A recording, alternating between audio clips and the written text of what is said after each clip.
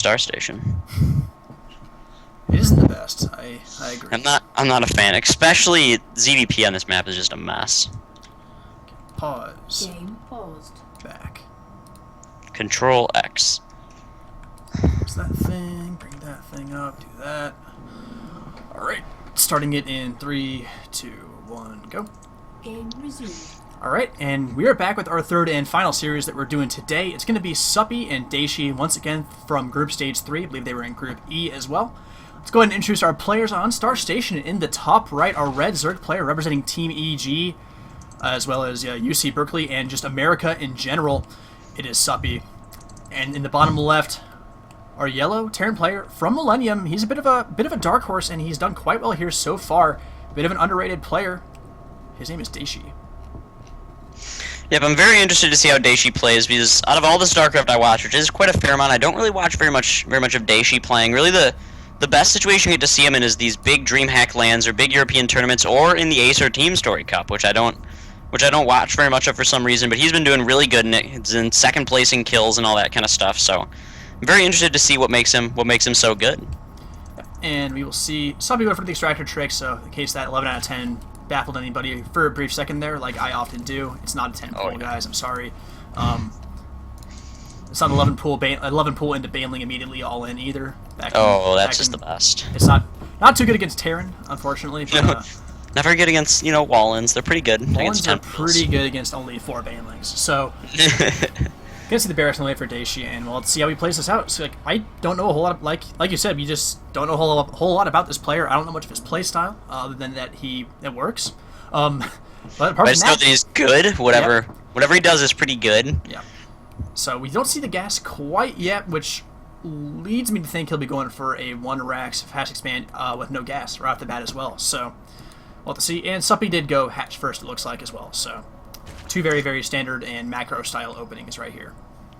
Yeah, both of these builds are on the slightly greedier side, especially by the Terran player. I mean, I wouldn't say you can go for a 1 Rax expand every single game and every single matchup like you used to be able to. TVZ is probably your best chance of being able to pull it off because TVT is just pure madness all the time. You never want to do anything that's not very safe in that. And then TVP, they have the Zealot and Stalker pokes, which can really get you. But TVZ, you definitely can do it. You definitely can 1 Rax expand and then start worrying about your gases after that later. So I like that decision from Dayshi, especially on a big map like this. Yep, and I mean, Suppy's going to hatch first, so there's really no way to be punished for it either. Nope. Gonna go ahead and start getting his gas. Is the American Zerg player, so he should have that speed up pretty promptly as well. And we'll see how quickly he goes for a third base as well, considering that he will know this expansion is up in a couple of seconds here and see how early it just is. So, yeah, would not be surprised to see that very quick third from him in response to this.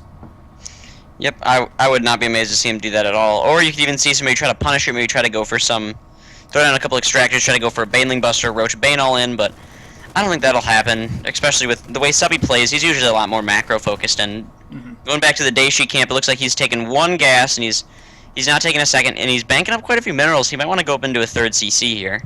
Yep, I think that does look like it might be the case as well. I like to see that. Okay, there it is. All right, so 3rd CC before factory or anything else other than a naked Rax. 2nd Rax, yeah, that's crazy. This is a very, very greedy play here. And no bunker, too. Yeah, this is remarkably greedy. I mean, I feel like he knows he just can do this against Conan, and well, we'll have to see how quickly he adds on the factory or something like that. I would expect that once we see that 100 gas mark hit, we should see a factory as well here to try and follow up against some map control as well.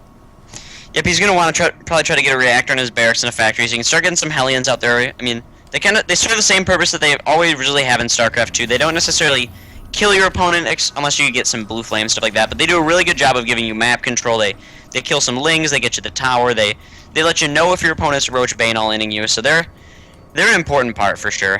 They're definitely one of the things you don't want to skip most of your games at TVZ. Yep, and we should see that reactor coming down here very shortly on this barracks. I don't really know why it's not been added quite yet, but there it does go. He had the gas for a good 30 gas there. Don't really know why it took so long, but adding on more barracks as well. So not going to be a full-on mech, unfortunately, as much as we'd all love to see that. Going to be mostly bio, but with some Hellions and potentially Hellbats for drops and stuff like that. So. Yep. Yeah, buddy, that's a fair analysis for sure. I think he's definitely gonna build probably 4 to 6 Hellions. Then he'll just go up into normal starport play. He might build a couple Widow Mines and go go bio-mine with this. That's a very common thing to do, especially on 3cc. It's what Innovation does all the time, and he's really good, so it's a good idea to copy him. You could even go, actually, straight into Widow Mines might even be a better choice here, just for their defensive capabilities, considering how greedy he started this game off. And I think that might be what he goes for, but we'll know in a second. And it will be Hellions. Okay, so it'll be the map control first, which is also a very good idea. They're both ways basically of defending yourself. Map control gives you advanced scouting, whereas Widow Mines just blow things up when they come near you. So both completely valid options. A good way to do it, a lot of times that I don't see a huge amount of people doing, is you can do 2 Hellions just to get yourself a little bit of map control, then go into the Widow Mines for extra defense. I mean, you're always going to want that map control from Hellions. You're always going to want to build a couple, but if you go into Widow Mines after that, it can really help defend you a lot easier against big roach swells like the 8 roaches getting built right now, or Baneling nests like what Suppy's throwing down. So Dayshi's going to have to recognize that Suppy's probably going for an all-in here. Yeah, he's on 4 gases. Yeah, he's definitely going for an all-in. So Dayshi's going to have to recognize that, what's going on, and get his Widow Mines up, start building additional bunkers, making sure that his Hellions don't get caught on the middle of the map and killed like this one that's getting surrounded. And yeah, I mean, just seeing that number of Zerglings isn't too confusing to see at this point in time, so he won't be triggered that much by this. But the fact that he's not gotten across the map to get a full scout off is a bit of a pain so far. But the roaches are coming in soon. All will be revealed, and what's revealed now is pain in your face. So he's got to build some more bunkers. Now he's got to start working on getting these Marauders out. He wants to get Marauders that are inside bunkers is the best way to deal with it. You want to get a full wall in so they can waste as many of their Banelings as possible. And of course, Widow Mines. Widow Mines are very, very important to blow up the Banelings, blow up the Lings, stuff like that. But I'm not seeing Dayshi do a lot of these things. He really does need this full wall in. Only 1 Marauder, 13 Marines.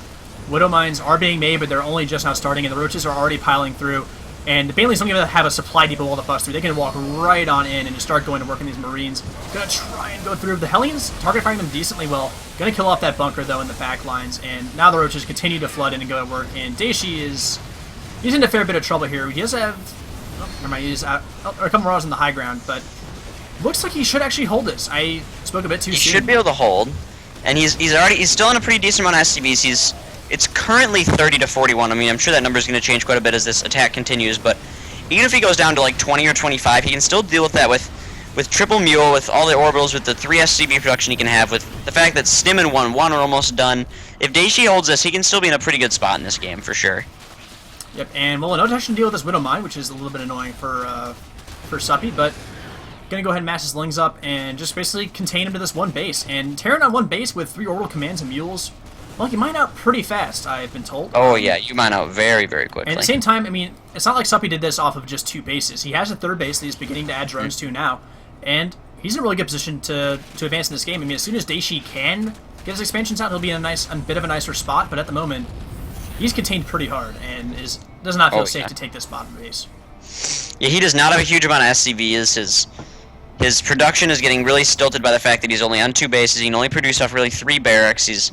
The starport's going to be out, and it's going to be difficult for him to produce off that, because you don't want to mule up your main base too much, or else, like you said, you'll mine out so fast. Oh, please creep on us. Please creep here. Yes, Suppy. Oh, that's so cool. Yep, that's going to delay it. If this creep gets fully spread out, I know it's a full minute for it to recede. It probably won't get fully spread out, so that'll be a good 30-ish seconds that'll hurt Dayshi, which, I mean, a normal mining base, it mines 800 minerals per minute, so you go 30 seconds, that's 400 minerals they just lose just by you sacrificing an Overlord. So that's always a really good choice to do. I'd like to see more people to do that, except if they're playing ladder games against me, then they're not allowed to. Yeah, no, that's cheating. They can't do that then. Exactly. It's in the terms and conditions of StarCraft when you... Nobody actually reads them, so... Yeah, well, now you know. We're here to help. We're here to educate. So, Dayshi can take his force out across the map and maybe try and do some counter damage as well, seeing if Suppy's just playing a bit too greedy behind it. But Suppy should be more than fine here looking at the army supply. Really briefly, as I disabled the sound by accident. It's still 80 to like 40 or so Suppy is still more than fine here. Has a fair amount of roaches for defense, and yeah, Dayshi gonna just run right back home. If Suppy did, with that all-in, or I guess it wasn't really an all-in, what he did is he just delayed his tech for the big attack, that's kind of biting him now. He's working on 1-1. His Terran's 2-2 will be done just slightly after Zerg 1-1 is done, so that'll be a little bit of an issue for him. Roach speed and Baneling speed are about to finish as well, so Suppy's just a little bit behind on his tech here, but that's no big deal. He has such a good economic state, and he has so many units that should be alright for him. But mine gonna get picked off as well with the Hellions here, so those slightly higher tech than the bio units starting to go down a bit there. Suppy gonna back off and avoid a confrontation with the bio itself, though. Gonna wait to do that on creep, which is the correct choice. And well, Dayshi gonna go ahead and start maybe trying to clean up some creep here. I think this is a good choice. Suppy pulling back here. He needs to make some banelings. He needs to wait for his upgrades to finish. Like you said, he needs to engage on creeps so he can get those concaves faster, and he knows exactly how his opponent's units are positioned. And I mean, Suppy's currently up 80 supply, so that may be all Roach supply, but that's still pretty good. Especially if he takes a 4th base, he'll be in such a good spot in this game. Judging by the army he's got built up right now, I don't think he's looking for a 4th base at the moment. No, I don't think so either. I think he's looking for the kill right here. He's got blood in his eyes for sure. And he needs some more banelings here, I think, and yeah, we'll morph a few more in, but has enough to try and take a fight on this force right here that's caught out in the middle of no man's land, and Medevac's not even picking up any to try and save them, and this was not a good place for Dayshi to be. Just pick up what he can. Actually, it was nearly the perfect amount, considering the Medevacs he had in position, but the wall is down, and, well, the wall is still down. There's no wall at all anywhere, and Suppy just kind of dancing his units around, and, well, he should just cleave right on through, and this should be a very quick game number 1.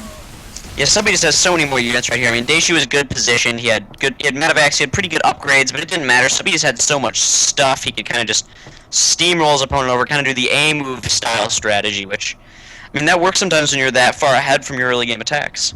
Yeah, it almost feels like a Protoss strategy from, like, back when there was, like, the Zealot, like a bit of a Zealot pressure off of a couple of gateways, and then you add on more gateways, and then go in with, like, a +2 timing, and then kill them all. That's kind of what this felt like. It was... That really is what it felt like. Yeah, a bit of a low-tech, multi-stage all-in play from Suppy, but, well, he certainly played it brilliantly, and Dayshi got caught with a bit with his pants down with a very greedy build, going for the 3rd CC before anything else, pretty much, so. And double eBay, that stuff, I mean, Innovation tries to do that, and he still gets killed by the all-in, so it makes it a little bit risky for anybody to try to do it, because Roach Banelins are just so strong against that build. Yeah, pretty much, and, so we're going to move on to game number 2, Suppy with a 1-0 lead in the series, and we'll be right back with that.